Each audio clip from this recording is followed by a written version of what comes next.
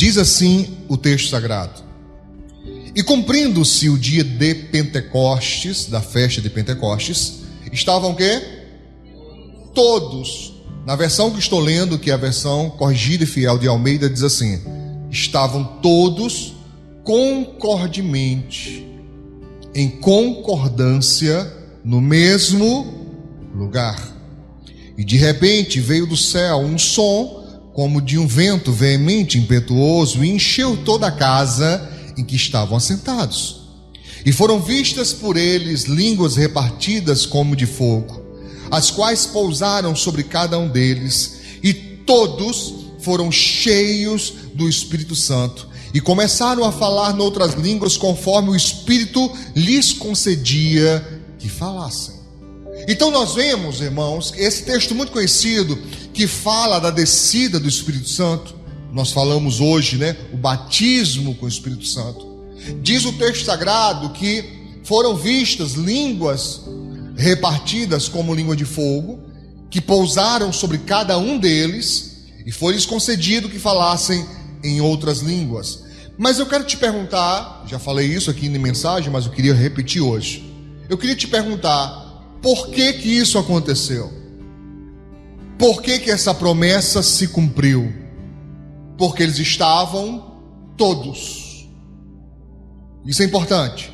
Todos reunidos em concordância no mesmo lugar. Repete comigo. Todos reunidos em concordância no mesmo lugar. Irmãos, hoje é grande o movimento de pessoas que dizem que não precisam de igreja.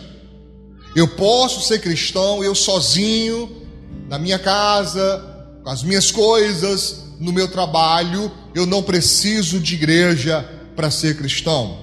A verdade, queridos, é que nós acreditamos, e quando eu digo verdade, por favor, eu preciso tomar o cuidado em dizer que eu não estou dizendo que o que eu falo é a verdade, mas estou dizendo, afirmando, reafirmando categoricamente que a palavra de Deus é a verdade. E ela diz claramente que aquele que se isola, aquele que se separa, aquele que se distancia, busca o seu próprio interesse e se rebela, se revolta, insurge-se contra a verdadeira sabedoria. Em Provérbios capítulo 18, você vai encontrar isso que eu acabei de falar. Claramente diz: aquele que se separa, aquele que se isola, está pensando só em si e ainda se revolta, se torna rebelde contra a sabedoria. Então, como é que, ouvindo isso, alguém pode dizer que a palavra de Deus está errado? Se diz lá, quem se isola está errado, e quem se junta com o propósito de servir a Deus está em obediência, como é que eu vou dizer que o pensamento de hoje, de alguns que se isolam, é que está errado, está certo, e o da igreja que está errado? Não está.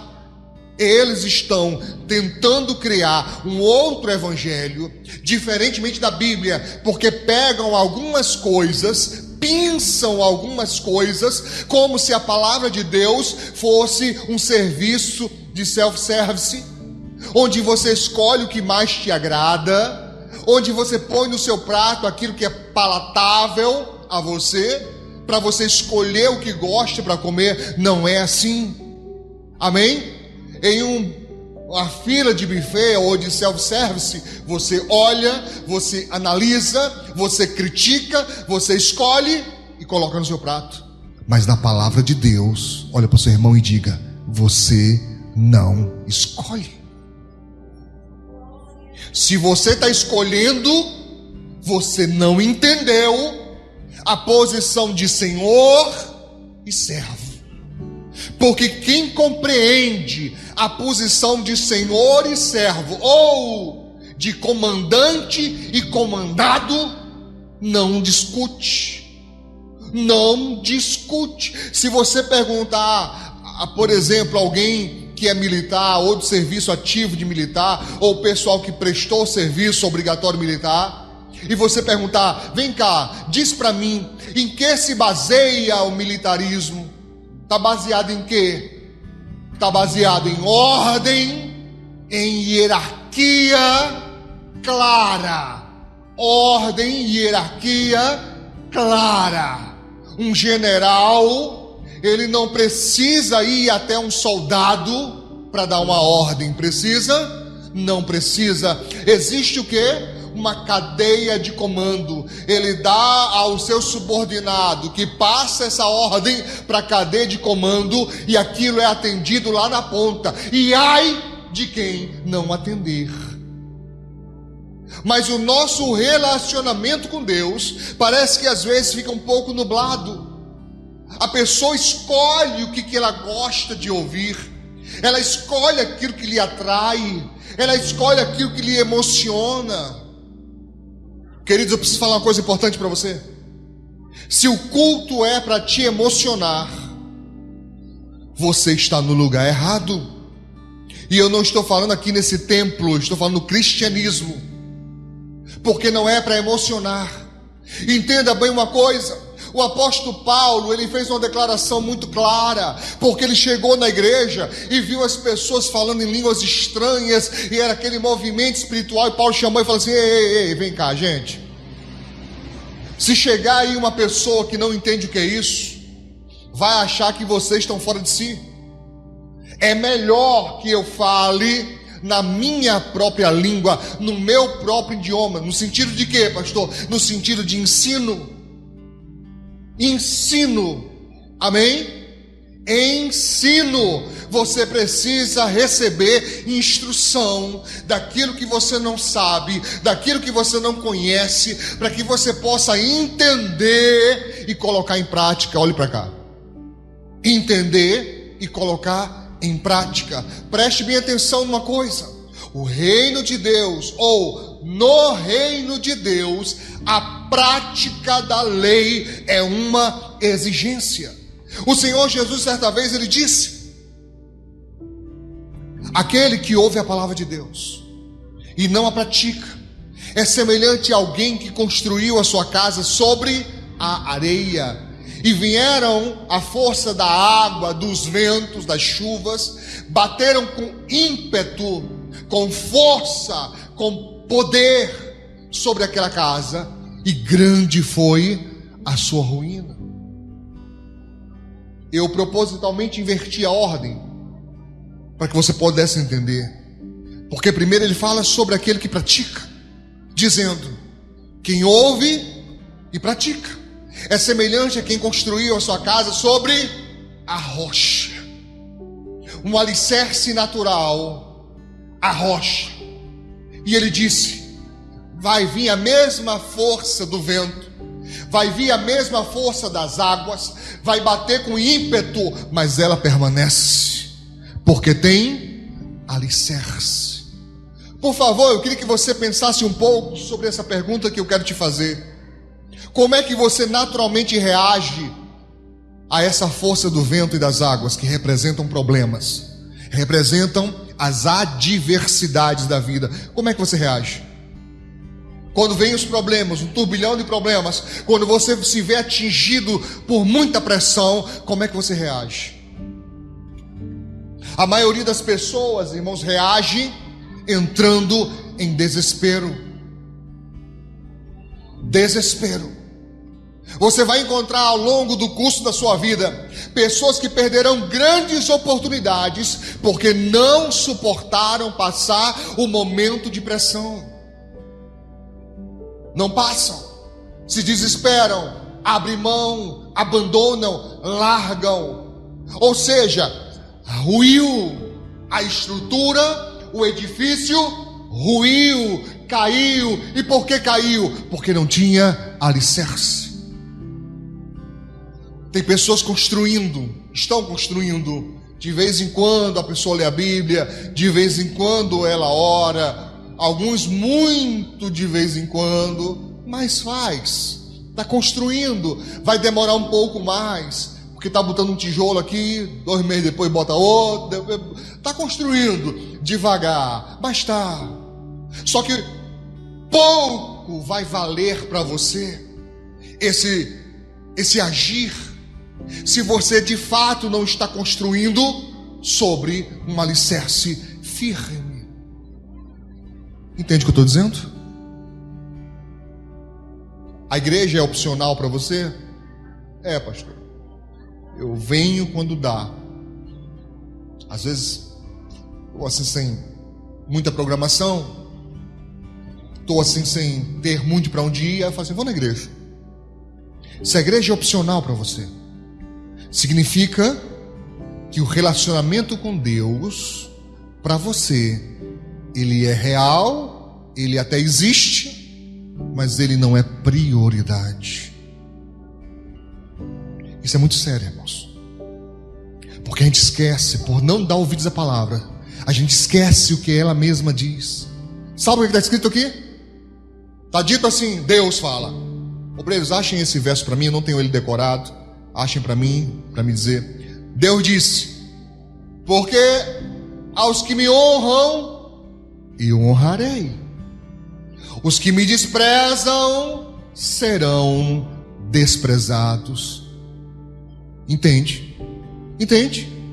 Deus chegou e disse para o profeta, olha, eu tinha dito que você e a casa do seu pai, porque ele era descendente de Levi, vocês estariam para sempre me servindo.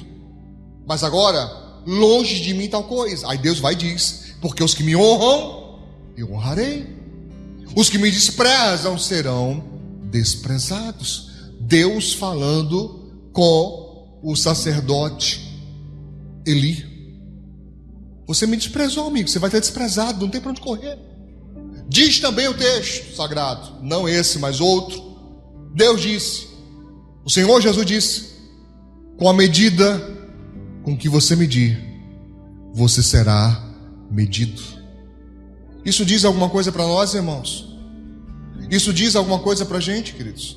Chegou aqui para mim a minha memória HD. No primeiro livro de Samuel, capítulo 2, verso 30, segundo os obreiros estão dizendo aqui para mim, é esse texto. Os que me honram, Deus disse, eu vou honrar também.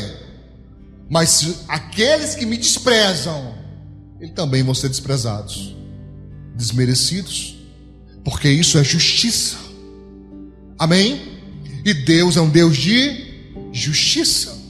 O Novo Testamento confirma isso, com outras palavras, sim, confirma dizendo, com a medida que você medir, você vai ser medido. Irmão, se você for uma pessoa sincera consigo própria, e parar para analisar sua vida, passado, você vai observar que isso é muito real. É muito real. Do jeito que você age com os outros, um dia acontece com você. Mudam as pessoas, mudam as situações, a cena muda, mas acontece. É só você olhar para trás bem criteriosamente. Você for uma pessoa maldosa com alguém, alguém vai ser maldoso com você.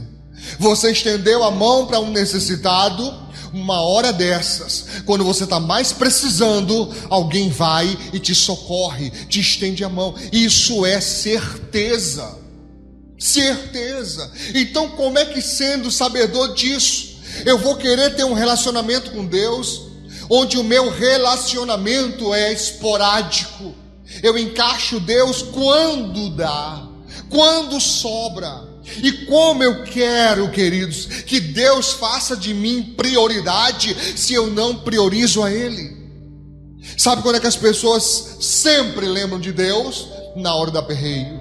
Você vai encontrar pessoas que não servem a Deus, que fazem tudo de errado, mas na hora do aperreio, ai meu Deus, basta doer no corpo, na alma ou no espírito. Ai meu Deus, sim, você quer socorro, mas como você vai ter socorro se Deus não é prioridade para você? Por favor, não entenda errado. Quando você era do mundo, quando você não conhecia Deus, por misericórdia, por compaixão, exatamente porque você não tinha conhecimento, muitas vezes Deus desconsiderava algumas coisas para que você não fosse destruído. É o que a Bíblia diz. As misericórdias do Senhor são elas. Não é porque a gente merecia, é porque Deus é bom, é graça. Isso é que não deixou que a gente fosse destruído, para que tivéssemos a oportunidade de chegar até a casa de Deus. Mas e agora, irmãos? Você vai encontrar pessoas que você pergunta: você tem alguma religião? Eu sou cristão. E alguns vão dizer: eu sou evangélico. E você pergunta alguma coisa sobre Deus e a pessoa não sabe nada. Mas se você perguntar sobre um filme, vão saber. Vamos saber. Hoje em dia, principalmente essa turma mais jovem, se você perguntar alguma coisa de filme, a maioria sabe de cor e salteado. Vou dar um exemplo aqui. Eu vou falar, eu queria que você não perguntasse nada, apenas olhasse, por favor. Vá olhando para os irmãos aí ao seu lado, ao seu redor, à frente, atrás de você, tá? Eu vou perguntar, mas não pergunte, eu que pergunto. O que é Mjolnir? A maioria sabe. Os jovens sabem, tá? Se você perguntar: o que é Urim e Tumim? O que é Urim e Tumim? Veja, a pessoa sabe uma coisa da cultura nórdica, dos deuses nórdicos, que à risca não deveriam ser honrados nem adorados. Mas se você pergunta do Deus de Israel, que para nós não é história, para nós é verdade, a pessoa não sabe. Urim e Tumim. Agora pergunte para o irmão: o que é Urim e Tumim? Alguém vai dizer assim: deve ser tempero, né, pai?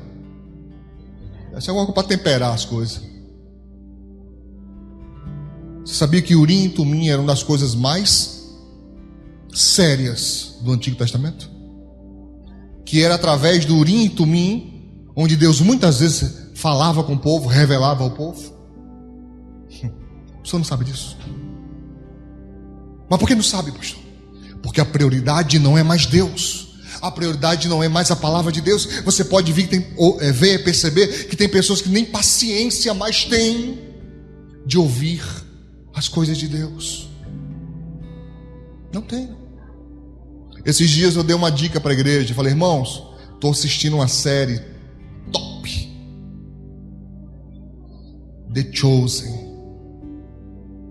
É uma série maravilhosa sobre os escolhidos de Jesus.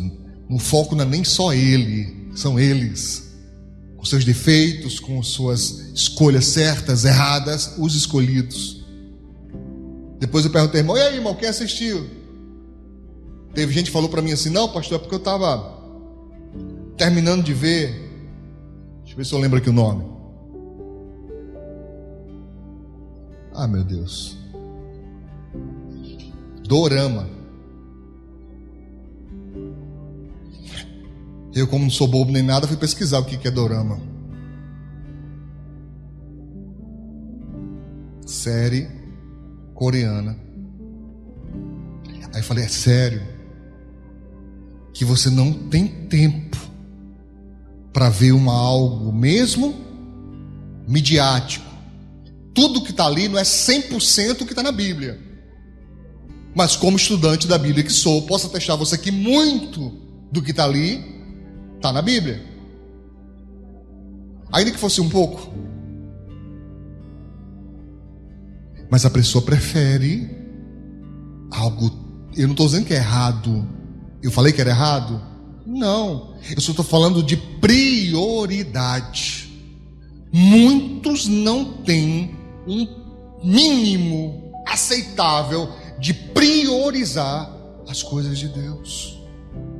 E é por isso que você vê, irmãos, pessoas que com qualquer coisa estão caindo.